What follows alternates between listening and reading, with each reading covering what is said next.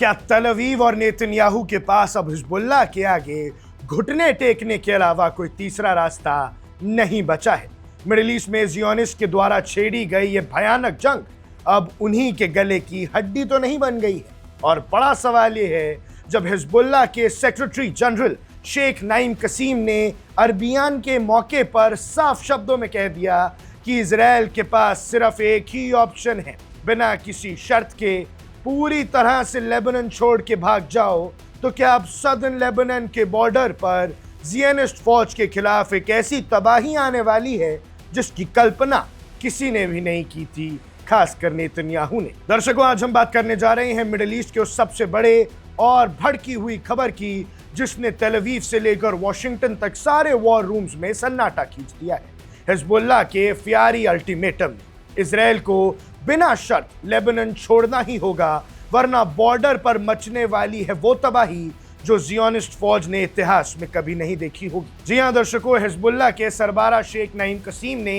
एक बार फिर पूरी दुनिया के सामने ये साफ कर दिया है कि इस्लामिक रेजिस्टेंस के होते हुए कोई भी दुश्मन लेबनान की 1 इंच जमीन पर भी कब्जा नहीं जमा सकता। अमेरिका के द्वारा बनाए गए झूठे डिप्लोमेटिक फ्रेमवर्क्स और इजराइल की दादागिरी को हिजबुल्लाह ने कचरे के डिब्बे में फेंक दिया है। आज एक एक सच्चाई और हिजबुल्लाह की इस दहाड़ के पीछे की पूरी कहानी को समझेंगे।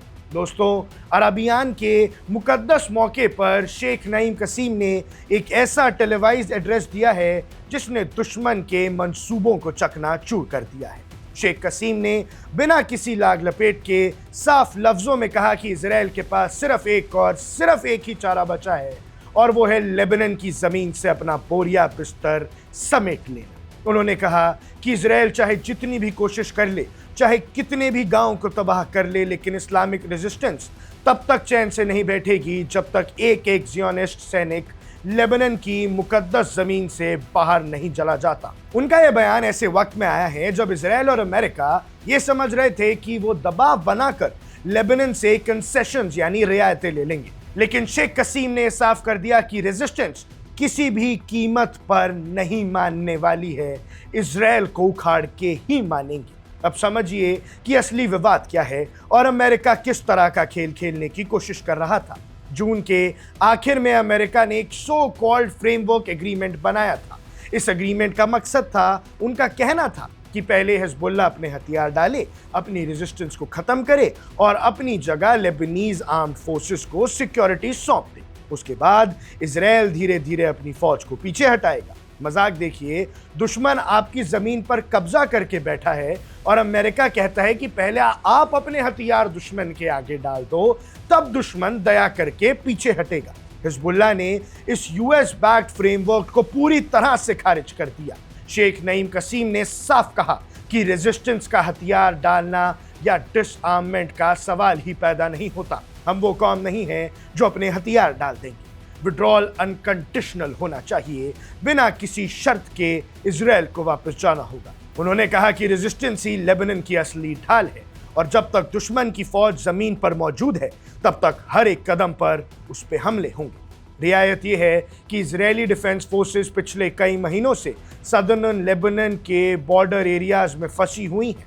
उन्होंने सोचा था कि वो आसानी से अंदर घुसकर कब्जा करके रह लेंगे और इसे एक सिक्योरिटी जोन बना देंगे। इजरायली नेता बार बार कह रहे हैं कि उनका वहां रहना सिक्योरिटी मेजर्स के लिए जरूरी है, लेकिन असलियत ये नहीं है। सदर्न लेबनान के पहाड़ों और घाटियों में इस्लामिक रेजिस्टेंस के मुजाहिदीनों ने आईडीएफ की नाक में दम कर रखा है। इजराइल रोजाना एयर स्ट्राइक्स और तबाही मचाकर अपनी नाकामी को छुपाने की कोशिश करता है, लेकिन जमीन पर उसकी फौज आगे बढ़ने की हिम्मत नहीं कर पा रही है। शेख कसीम ने अपनी भाषण में कहा कि इजराइल ने 15 महीने तक हर तरह की कोशिश की कि हिजबुल्लाह की ताकत को कमज़ोर करें, लेकिन हर बार उससे तैयारी, अवाम का समर्थन और फाइटर्स की शजात से मुंह की खानी पड़ी है। जी हाँ दर्शकों, शेख नईम कसीम ने लेबनान के पॉलिटिकल लीडरशिप को भी आगाह किया है। उन्होंने प्रेसिडेंट और सरकार से कहा है कि वो दुश्मन के सामने मुफ्त में कोई समझौता ना करें। डायरेक्ट नेगोशिएशंस या यूएस के दबाव में आकर दुश्मन के सामने झुकना सिर्फ जिल्लत और रसवाई लाएगा। उन्होंने कहा कि लेबनान की सलामती रेजिस्टेंस और राष्ट्रीय एकता में है। साथ ही शेख कसीम ने इस बात पर जोर दिया कि ईरान ने अपनी हिकामत में ये साबित कर दिया है कि इस्लामिक रिपब्लिक और रेजिस्टेंस एक्सिस ने इस जंग में कामयाबी हासिल की है। उन्होंने बताया कि ईरान ने यूएस के साथ बातचीत में सबसे पहले लेबनान में अग्रेशन को रोकना और इजरायली विड्रॉल को पहली शर्त बनाया था। ईरान की स्ट्रैटेजिक डिप्लोमेटिक विक्ट्री और जमीन पर हिजबुल्लाह का आतंक, इन दोनों ने मिलकर इजरायल और अमेरिका के सारा प्लान चौपट कर दिए हैं। दर्शकों, अब सवाल ये उठता है कि अगर इजरायल ने शेख नईम कसीम की इस अल्टीमेटम को सीरियसली नहीं लिया तो क्या होगा? हिजबुल्लाह के पास प्रिसिजन गाइडेड मिसाइल्स हैं, अंडरग्राउंड टनल नेटवर्क्स हैं और एंटी टैंक सिस्टम्स का वो जखीरा है जिससे पहले भी इजरायल के मिरकावा टैंक्स को खिलौने की तरह उड़ा दिया था। अगर इजरायल ने तुरंत और बिना किसी शर्त के विड्रॉल नहीं किया तो सदर्न लेबनान एक ऐसी मौत की घाटी बन जाएगी जहां से ज़ियोनिस्ट फौज का एक भी सिपाही सही सलामत वापस नहीं लौट पाएगा, ऐसा हिजबुल्लाह का दावा है। हिजबुल्लाह ने साफ संदेश दे दिया है, या तो खुद अपनी मर्जी से पीछे हट जाओ या फिर हम वो तबाही मचाएंगे जिसके बाद तुम्हें भागने का मौका भी नहीं मिलेगा। ज़ियोनिस्ट रजीम के पास अब वक्त खत्म होता जा रहा है। दोस्तों, कहानी बिल्कुल साफ है। वेस्टर्न मीडिया चाहे कितनी भी यूएस मीडिएटेड फ्रेमवर्क्स और डिप्लोमेटिक प्रपोजल्स का ढिंडोरा पीट ले, जमीन पर सच्चाई ये है कि हिजबुल्लाह ने जंग का रास्ता और अपनी शर्तें खुद तय की। इजरायल बिना शर्त पीछे हटेगा या फिर जमीन पर ऐसी मार खाएगा कि तेल अवीव तक उसकी गूंज सुनाई देगी। शेख नईम कसीम का यह फियारी अल्टीमेटम साफ दर्शाता है कि रेजिस्टेंस एक्सिस अब डिफेंसिव नहीं बल्कि पूरे दबाव के साथ ऑफेंसिव पोजीशन में है। ईरान, हिजबुल्लाह और उनके साथियों ने दुश्मन के हर एक चाल को नाकाम कर दिया है।